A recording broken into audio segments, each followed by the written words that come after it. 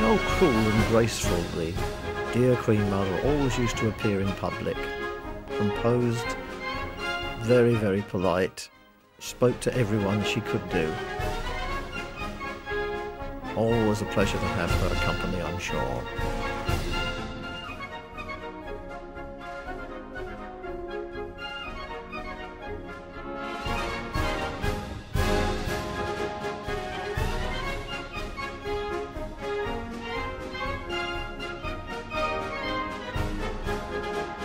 We'll move on now to 1964, where the preparations are taking place over at the East Court. People are setting up all their various sideshows and stalls in feverish anticipation of the rest of the day, which has proven to be a very good one, weather-wise.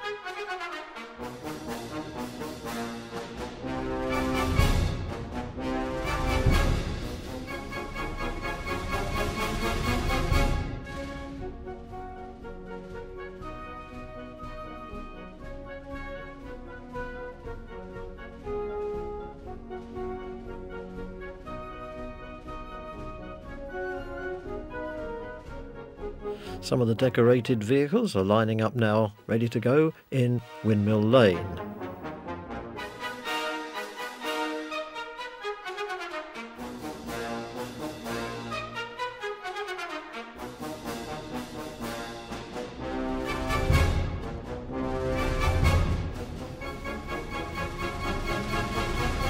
Procession now sets off, led by the old Surrey and Burstow Hunt, into the London Road.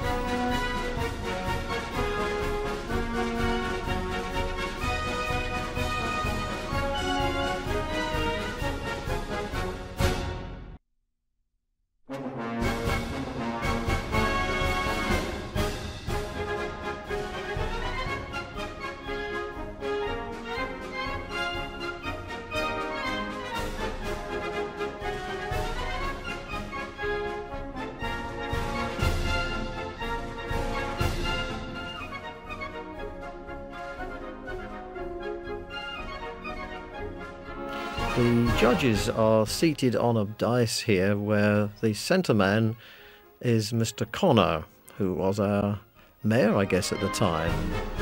His team are judging the floats as they pass.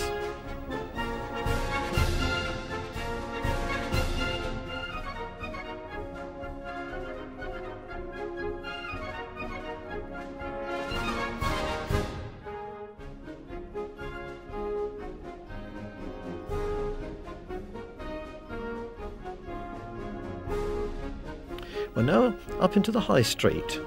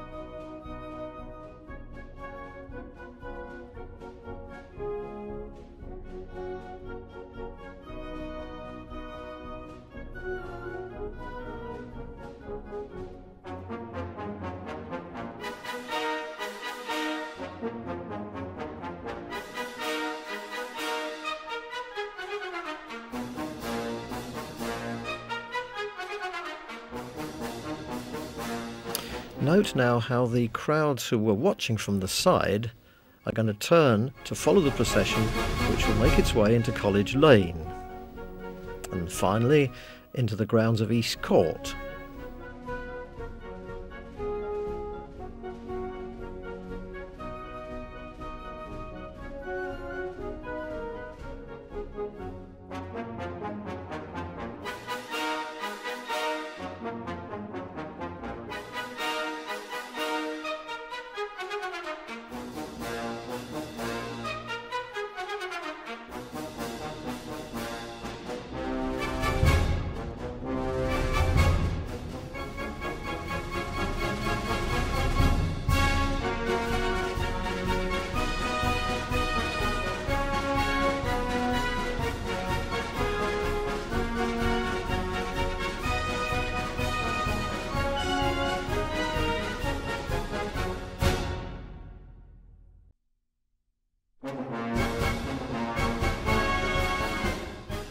As they get to East Court, they can look forward to a very large fete and a fun fair, plus many quite spectacular arena events.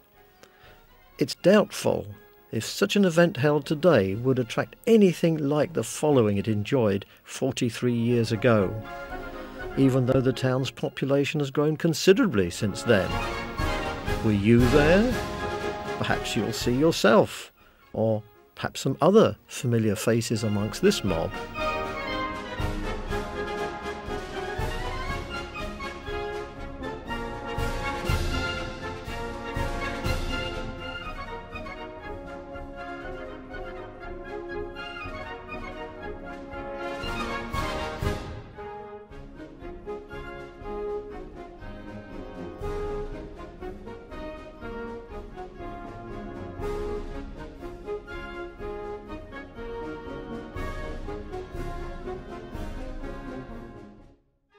Now here's our Carnival Queen, who is doing the opening ceremony of this fete. Unfortunately, I have no record of this lovely lady's name. I know her face well, but I'm afraid I cannot put a name to it. Neither can I her two lovely attendants whose names I know not. Perhaps someone could tell me afterwards.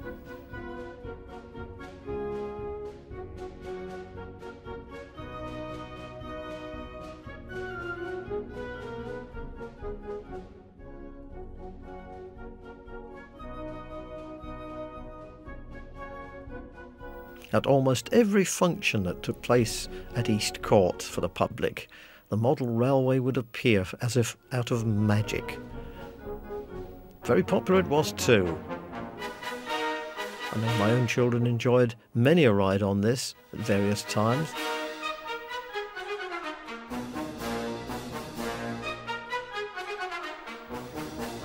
There's Mrs. Meeks. Now, if anyone had a name that suited her, that was Mrs. Meeks. She was a lovely lady.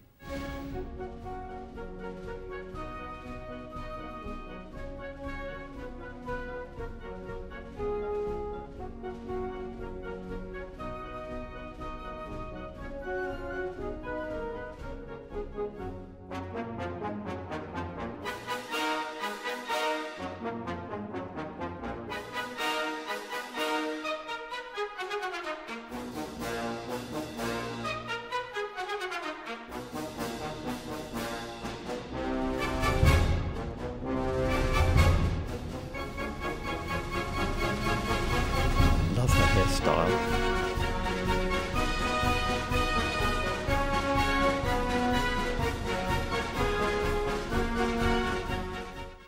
We're a messy lot of people, really, aren't we, when you look at this? You never believe anyone could leave all this lot behind. And what about the money? Now, that's what you call proper money. Look at the size of some of those coins, which of course were pre-decimal. Lovely half crowns and 2 shilling pieces. Oh, memories.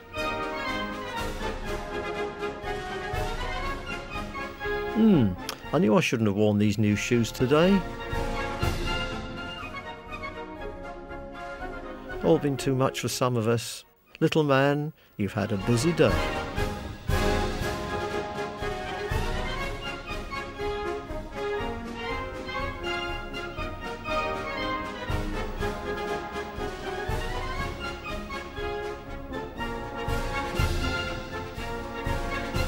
after all that, it's time to wend our way back home again for tea.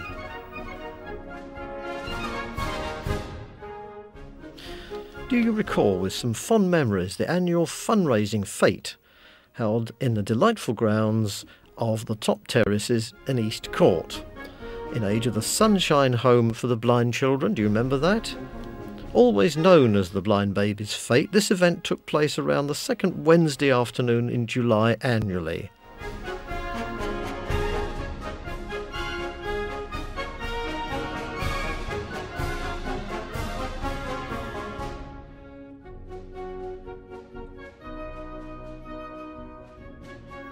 Introductions by a town dignitary,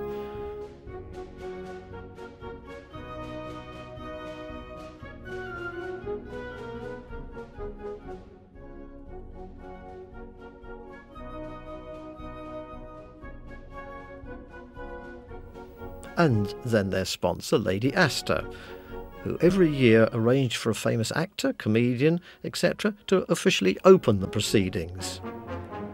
Tony and I have edited together 6 of these events into a montage, starting in 1970 with the very well-known face of Jack Warner, at that time still on BBC TV as Sergeant Dixon of Dock Green.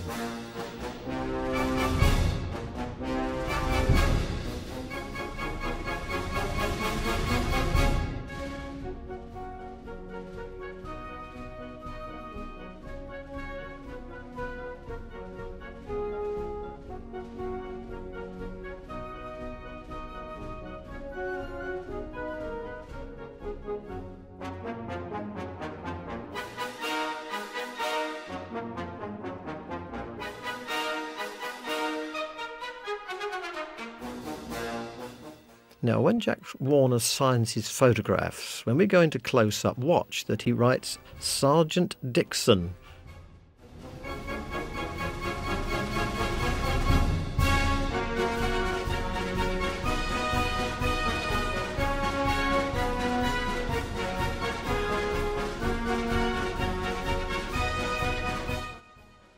I wonder if this here hat'll fit me. How do I look in it, dear? Does it suit me? Oh yeah, it fits like a glove. Huh, pity it didn't fit like an hat though, isn't it?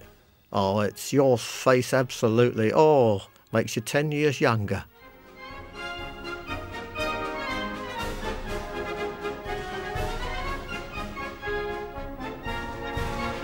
There's a character for you.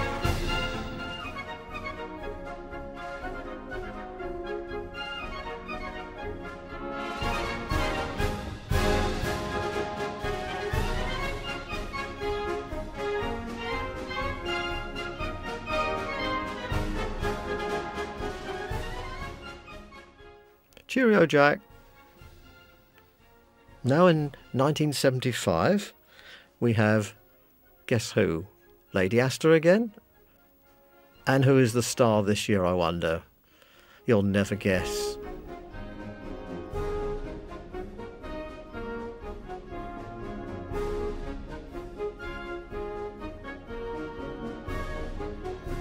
Ah, Rod Hull and Emu.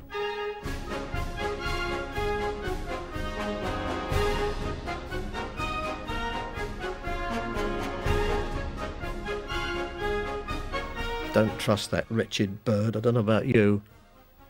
Evil eye.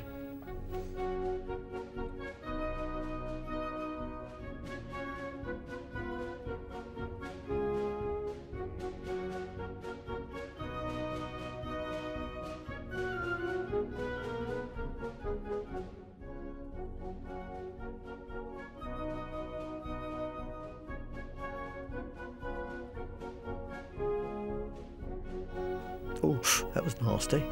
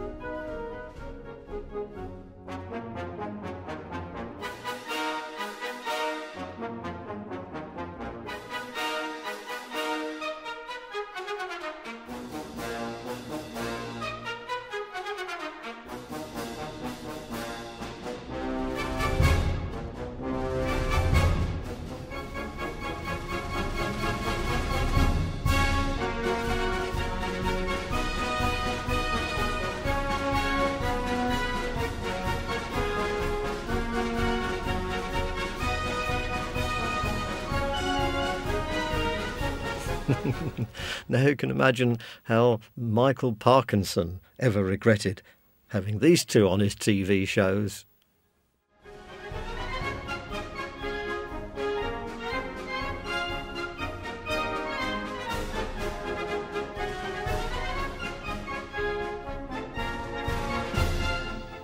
Oh, yeah, I think it does suit me quite, don't you? Maybe.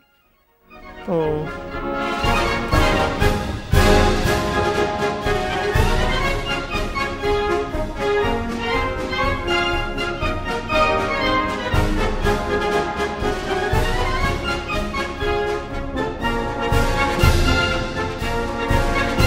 Untidy devil.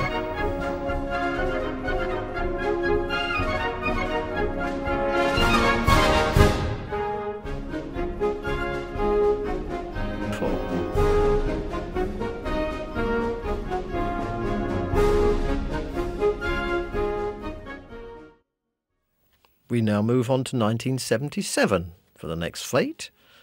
It's given away the star this time. I don't have to keep you guessing. But there's Lady Astor again, different hat, you notice, and a different mare. So here he is, all 5 foot of him, I guess. That's my old friend Vic Bryant there bringing out the mic. Telling his usual gags about buying his suits from Mothercare, I guess. No, we can't see you very well, Ronnie. Better get something to stand on. That's better. Now I can see the view. Mr. Dakin is the gentleman who helped there. He was always responsible for the public address loudspeakers and the microphone at these proceedings. Always immaculately dressed. Used to be the managing director of Louis G. Ford, who occupied the area which is now occupied by Sainsbury's.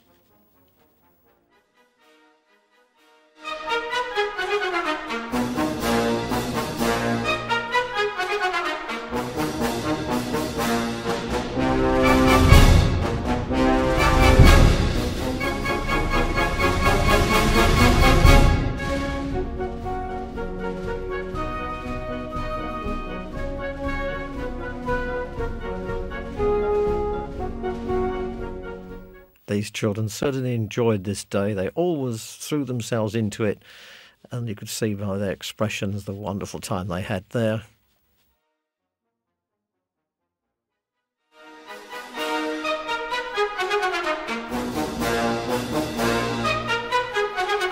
Got to get it right for the cameras, haven't they? That's for sure.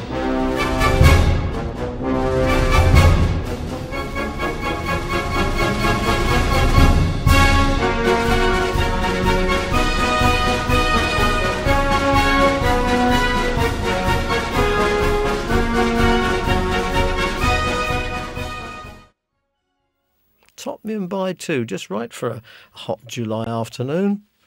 Can't be bad. Wouldn't mind one myself.